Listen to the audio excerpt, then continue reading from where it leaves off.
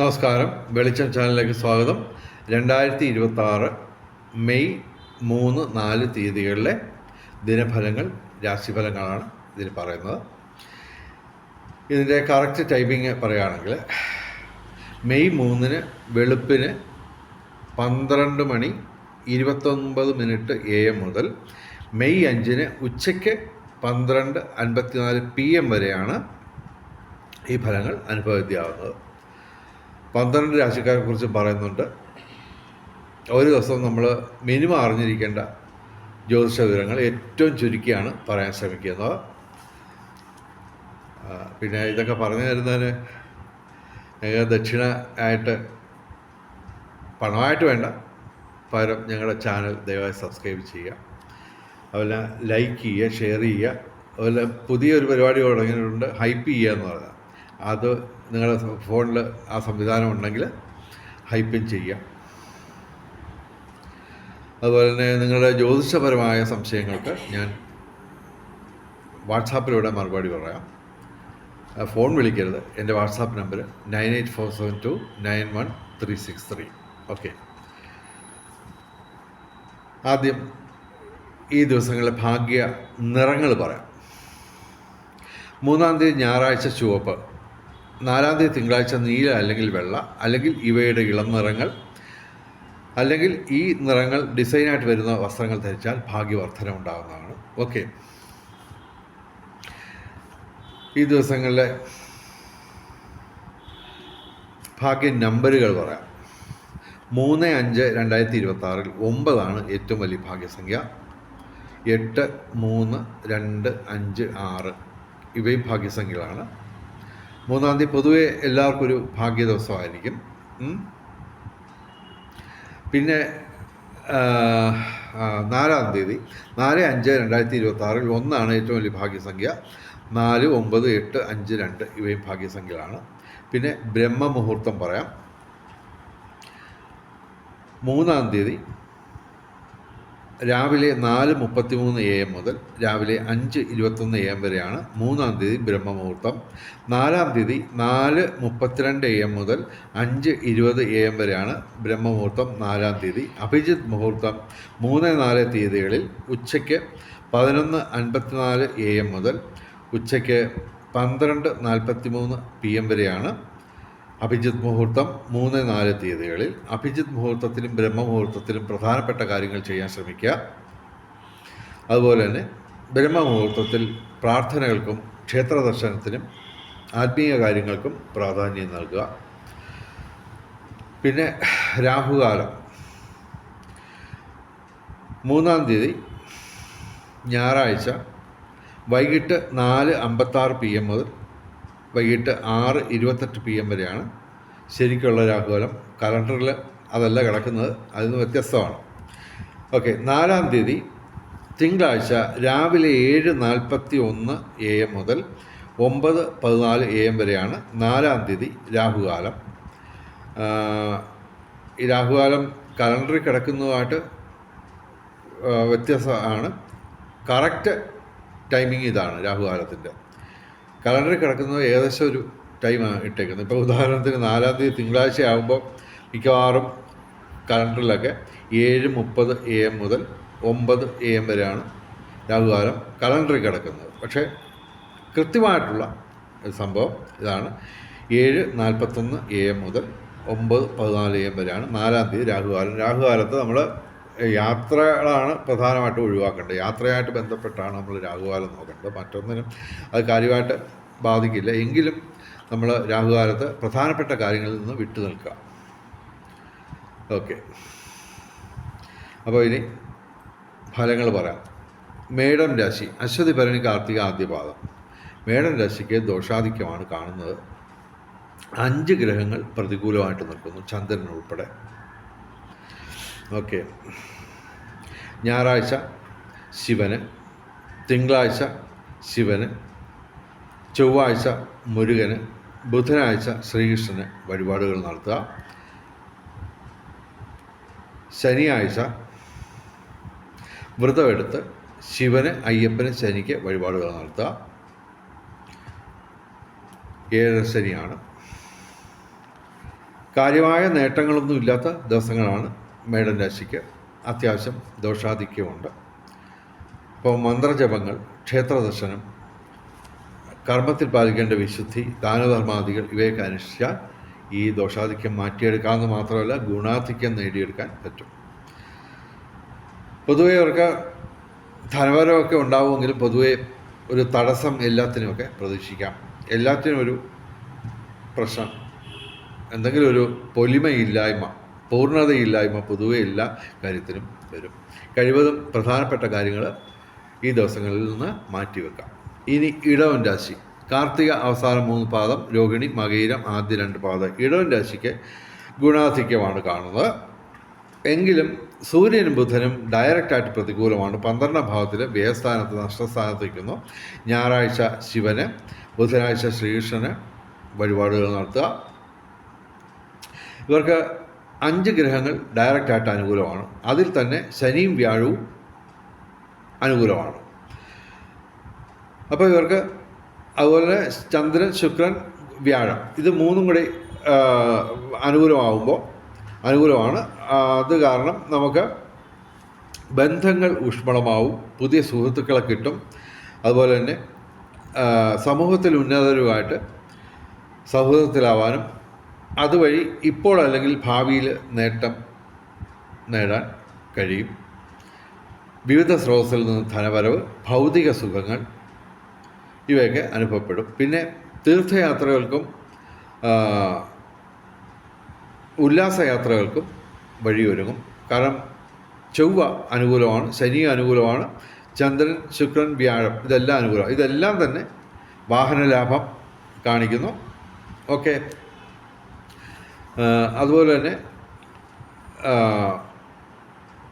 ചൊവ്വ അനുകൂലമായതുകൊണ്ട് രാഷ്ട്രീയ രംഗത്തും പൊതുരംഗത്തും ഉയർച്ച ഉണ്ടാകും. അതായത് ഇലക്ഷൻ്റെ റിസൾട്ട് വരുന്ന ദിവസമാണ് മെയ് 4. ഓക്കെ. അതുപോലെ തന്നെ ഭൂമി ക്രയവിക്രയങ്ങളുടെ നേട്ടം ഉണ്ടാവും. നിയമപരമായ പ്രശ്നങ്ങളിൽ നിന്ന് അനുകൂലമായ മാറ്റങ്ങൾ പ്രതീക്ഷിക്കാം. പിന്നെ ഇവർ ഏർപ്പെടുന്ന ഏതൊരു കാര്യത്തിനും ഒരു വിജയ സാധ്യതയുണ്ട്. സാങ്കേതിക രംഗത്ത് മേന്മകൾ പ്രതീക്ഷിക്കാം. ഇടവൻ രാശിക്ക് ഗുണാധിക്യമാണ് കാണുന്നത്. ഇനി മിഥുനം രാശി. മകയിരം അവസാന 2 പാദം, തിരുവാതിര, പുണർത ആദ്യ 3 പാദം. ഓക്കെ. മിഥുനം രാശിക്ക് അത്യധികം ഗുണാധിക്യമുള്ള ദിവസങ്ങളാണ്. എങ്കിലും ശനിയും വ്യാഴവും പ്രതികൂലം തന്നെയാണ്. ഇപ്പോൾ ജൂൺ 2 വ്യാഴം അനുകൂലമായിട്ട് മാറുന്നുണ്ട്. അപ്പോഴത്തേക്ക് ഈ 12 രാശികളിൽ വെച്ച് ഏറ്റവും കൂടുതൽ ഭാഗ്യം വരാൻ പോകുന്നത് മിഥുനം രാശിക്കാണ്. ഏകദേശം 1 വർഷം, 12 മാസം ഞാൻ അതിനെപ്പറ്റി വീഡിയോ ഒക്കെ ചെയ്തിട്ടുണ്ട്. ഇവർ വ്യാഴാഴ്ച മഹാവിഷ്ണുവിന് വഴിപാടുകൾ നടത്തുക. ശനിയാഴ്ച വ്രതമെടുത്ത് ശിവന്, അയ്യപ്പന്, ശനിക്ക് വഴിപാടുകൾ നടത്തുക. ഇവർക്ക്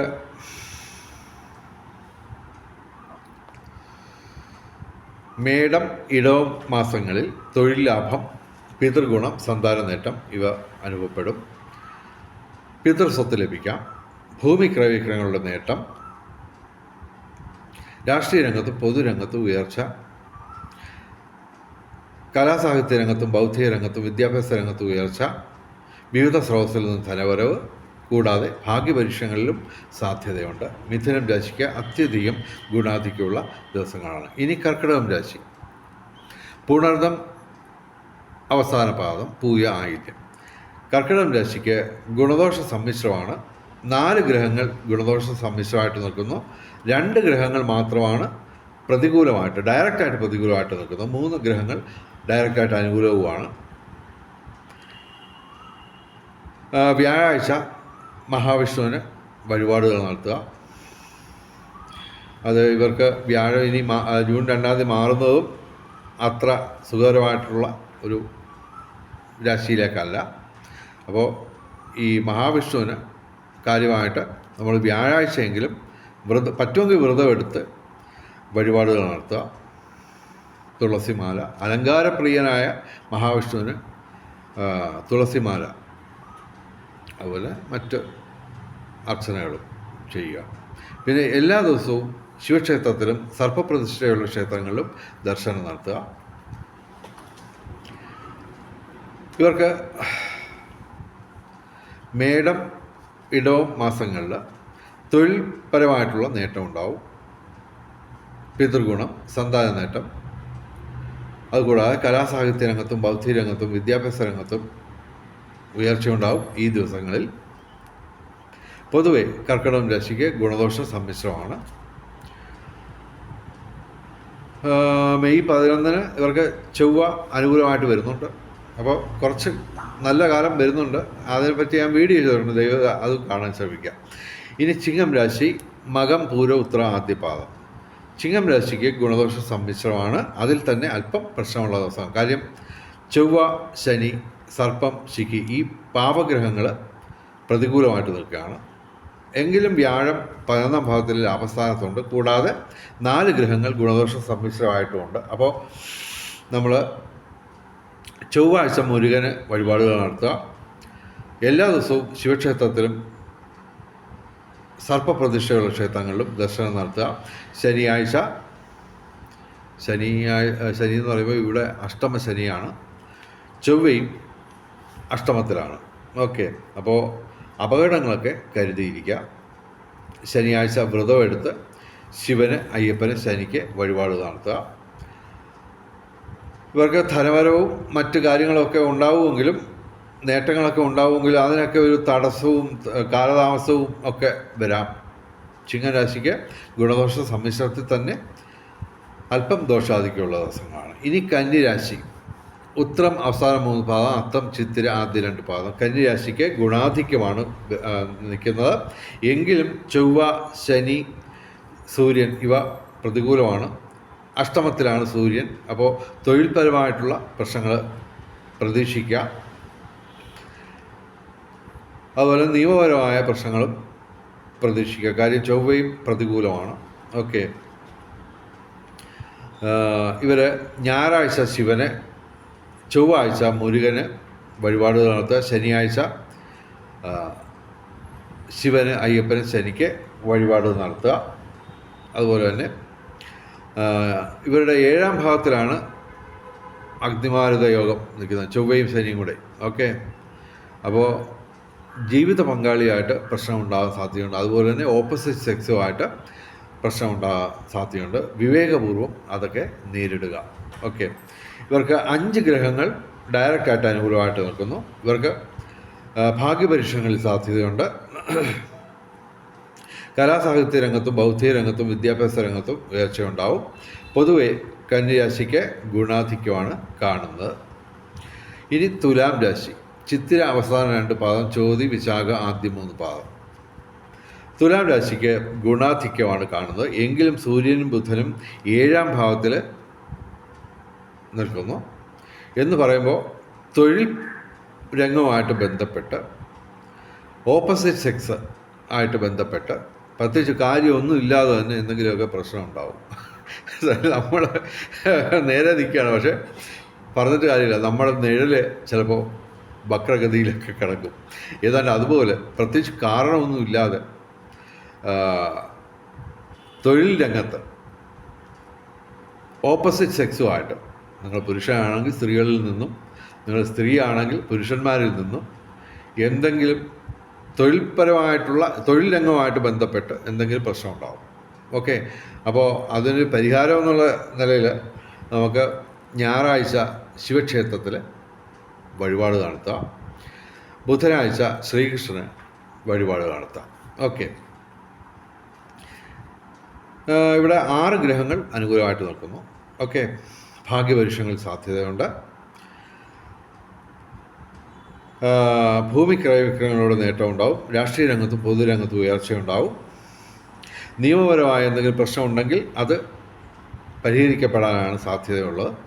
പിന്നെ ഇവർ ഏർപ്പെടുന്ന ഏതൊരു കാര്യത്തിനും ഒരു വിജയ സാധ്യത നിലനിൽക്കുന്നു. സാങ്കേതിക മികവ് കൊണ്ട് നേട്ടങ്ങൾ ഉണ്ടാക്കാൻ പറ്റും. പിന്നെ ശുക്രനും വ്യാഴവും അനുകൂലമാണ്. അപ്പോൾ ബന്ധങ്ങൾ ഊഷ്മളമാവും. വിവിധ സ്രോതസ്സിൽ നിന്ന് ധനവരവുണ്ടാവും. ഭൗതിക സുഖങ്ങൾ, ഗൃഹലാഭം, വാഹനലാഭം, ആഭരണ ലാഭം, എല്ലാം ലാഭം, ആ രീതിയിലൊരു അനുഭവങ്ങൾ ഉണ്ടാവും. ഈ 2 ദിവസങ്ങളിൽ മെയ് 3, 4 തീയതികളിൽ തുലാം രാശിക്ക് അത്യാവശ്യം നല്ല ഗുണാധിക്യമുള്ള ദിവസങ്ങളാണ്. ഇനി വൃശ്ചികം രാശി. വിശാഖം അവസാന പാദം, അനിഴം തൃക്കേട്ട.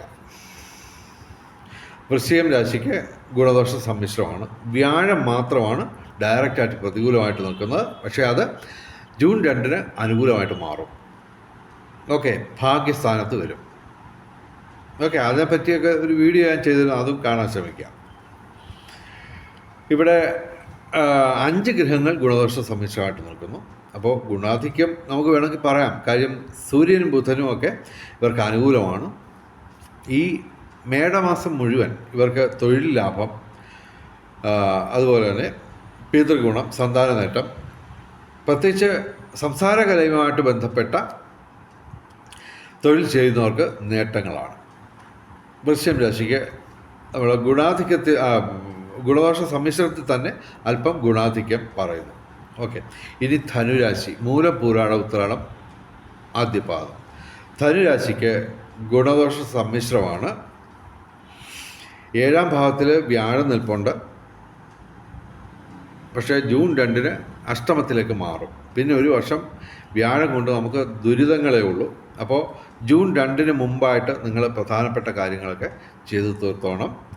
ഓക്കെ, ഇവർക്ക് ഭാഗ്യപരീക്ഷണങ്ങളിൽ സാധ്യതയുണ്ട്. ഓക്കെ, വിവിധ സ്രോതസ്സിൽ നിന്ന് ധനവരവുണ്ട്. എങ്കിലും ചൊവ്വയും ശനിയും പ്രതികൂലമായിട്ട് നിൽക്കുന്നു. അപ്പോൾ ചൊവ്വാഴ്ച നമ്മൾ മുരുകന് വഴിപാട് നടത്തുക. ശനിയാഴ്ച വ്രതമെടുത്ത് ശിവന്, അയ്യപ്പന്, ശനിക്ക് വഴിപാട് നടത്തുക. അതുപോലെ തന്നെ ചൊവ്വയും ശനിയും പ്രതികൂലമാകുമ്പോൾ നമ്മൾ ഈ അപകടങ്ങൾ കരുതിയിരിക്കുക. പൊതുവെ ഇവർക്ക് ഗുണദോഷ സമ്മിശ്രമാണ്. അതുതന്നെ ജൂൺ 2 ശേഷം അത്ര നല്ലൊരു കാലമല്ല വരാൻ പോകുന്നത്. ഇനി മകരം രാശി. ഉത്രാടം അവസാന 3 പാദം, തിരുവോണം, അവിട്ടം ആദ്യ 2 പാദം. മകരം രാശിക്ക് ഗുണാധിക്യമാണ് കാണുന്നത്. ഇവർക്ക് വ്യാഴം പ്രതികൂലമായിട്ട് നിൽക്കുന്നു. അത് പക്ഷേ ജൂൺ 2 അനുകൂലമായിട്ട് മാറും. അപ്പോൾ മുതൽ ഒരു പ്രത്യേകതയുള്ളത്, ശനിയും വ്യാഴവും ഇവർക്ക് ഒരുമിച്ച് അനുകൂലമായിട്ട് വരുന്നു. 12 രാശികളിൽ മകരം രാശിക്ക് മാത്രമാണ് അത് നേട്ടം കൊണ്ടുവരുന്നത്. അതുമായിട്ട് ബന്ധപ്പെട്ട് ഞാൻ ഒരു വീഡിയോ ചേർന്ന് ദയവേത് അതും കാണാൻ ശ്രമിക്കാം. അപ്പോൾ ഈ വ്യാഴവും ശനിയും ഏതാണ്ട് ഒരു വർഷക്കാലം, ഏകദേശം 12 മാസം ഇവർക്ക് ഒരുമിച്ച് അനുകൂലമായിട്ട് വരികയാണ്. മറ്റ് രാശികൾക്ക് കിട്ടാത്ത ഒരു സൗഭാഗ്യമാണ് മകരം രാശിക്ക് കിട്ടിയിരിക്കുന്നത്. അത് ബുദ്ധിപൂർവം, കൗശലപൂർവം, വിവേകപൂർവം നമ്മൾ യൂട്ടിലൈസ് ചെയ്യാം. ഓക്കെ, ഇവർക്ക് 5 ഗ്രഹങ്ങൾ അനുകൂലമായിട്ട് നിൽക്കുന്നു. ഇവർ വ്യാഴാഴ്ച മഹാവിഷ്ണുവിന് വഴിപാട് നടത്തുക. വെള്ളിയാഴ്ച ദേവിക്ക് അല്ലെങ്കിൽ ചാമുണ്ടിക്ക് അല്ലെങ്കിൽ ഗണപതിക്ക് വഴിപാടുകൾ നടത്തുക. ഇവർക്ക് രാഷ്ട്രീയ രംഗത്തും പൊതുരംഗത്തും ഉയർച്ചയുണ്ടാവും. ഭൂമി ക്രയവിക്രയങ്ങളുടെ നേട്ടമുണ്ടാവും. നിയമപരമായ എന്തെങ്കിലും പ്രശ്നങ്ങളുണ്ടെങ്കിൽ അത് പരിഹരിക്കപ്പെടും. അതുപോലെ തന്നെ ഇവർ ഏർപ്പെടുന്ന ഏതൊരു കാര്യത്തിനും ഒരു വിജയ സാധ്യത നിലനിൽക്കുന്നുണ്ട്. അതുപോലെ തന്നെ സാങ്കേതിക മികവ് കൊണ്ട് വിസ്മയം സൃഷ്ടിച്ച് നേട്ടങ്ങൾ കൊയ്യാൻ പറ്റും. കലാസാഹിത്യ രംഗത്തും ബൗദ്ധിക രംഗത്തും വിദ്യാഭ്യാസ രംഗത്തും ഉയർച്ചയുണ്ടാവും. വിവിധ സ്രോതസ്സിൽ നിന്നും ധനപരമുണ്ടാവും. ബന്ധങ്ങൾ ഊഷ്മളമാവും. പൊതുവെ മകരം രാശിക്ക് ഗുണാധിക്യമാണ്. അത് കൂടുതൽ ഗുണാധിക്യത്തിലേക്ക് കടക്കുന്ന ഒരു കാലഘട്ടമാണ് ജൂൺ 2 മുതൽ. ഓക്കെ, മകരം രാശിക്ക് ഗുണാധിക്യമാണ് ഈ ദിവസങ്ങളിൽ ഞങ്ങൾ പറയുന്നത്. ഇനി കുംഭൻ രാശി.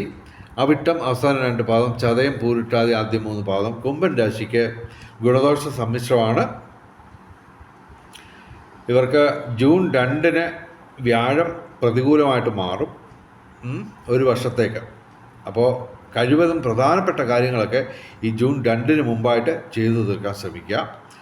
ഇപ്പോൾ ഇവിടെ ഇവർക്ക് സൂര്യൻ അനുകൂലമാണ്. അപ്പോൾ മേടമാസം മുഴുവൻ തൊഴിൽ ലാഭം, പിതൃഗുണം, സന്താന നേട്ടം ഇവ പ്രതീക്ഷിക്കാം.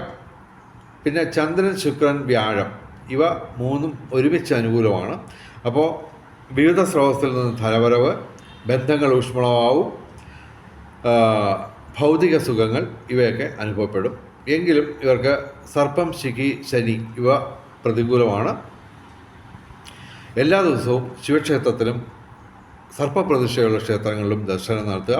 ശനിയാഴ്ച വ്രതമെടുത്ത് ശിവന്, അയ്യപ്പന്, ശനിക്ക് വഴിപാട് നടത്തുക. കുംഭൻ രാശിക്ക് നമ്മൾ ഗുണദോഷ സമ്മിശ്രമാണ് പറയുന്നത് ഫലങ്ങൾ. ഇനി മീനം രാശി. പൂരുട്ടാതി അവസാന പാദം, ഉത്രട്ടാതി, രേവതി. മീനം രാശിക്ക് ഗുണദോഷ സമ്മിശ്രമാണ് പറയുന്നത്. ഇനിയിപ്പം മെയ് 11 ചൊവ്വ ജന്മത്തിൽ നിന്ന് മാറുന്നുണ്ട്, നേട്ടമാണ്. അതുപോലെ തന്നെ വ്യാഴം ജൂൺ 2 അനുകൂലമായിട്ട് മാറുന്നുണ്ട്. അപ്പോൾ മീനം രാശിക്ക് നല്ല കാലം പിറക്കുകയാണ്. ഏകദേശം കൃത്യമായിട്ട് പറഞ്ഞാൽ ജൂൺ 2 മുതൽ ഏതാണ്ട് ഒരു വർഷം ഇവർക്ക് നേട്ടങ്ങൾ ഉണ്ട്. എങ്കിലും ജന്മശനി തുടരും. അതുപോലെ സർപ്പം ഇപ്പോൾ 12ാം ഭാവത്തിൽ വ്യയസ്ഥാനത്താണ് നിൽക്കുന്നത്. അത് പക്ഷേ നമുക്ക് ഒരു ഡിസംബർ 5 ആകുമ്പോൾ അനുകൂലമായിട്ട് വരും. ഓക്കെ, ലോട്ടറിയൊക്കെ അടിക്കാനുള്ള സാധ്യതയാണ് മീനം രാശിക്ക് വരാൻ പോകുന്നത്. അപ്പോൾ അതൊക്കെ പറഞ്ഞ് ഞാൻ വീഡിയോ ഒക്കെ ചെയ്തിട്ടുണ്ട്. ദയവേത് ആ വീഡിയോ കാണുക.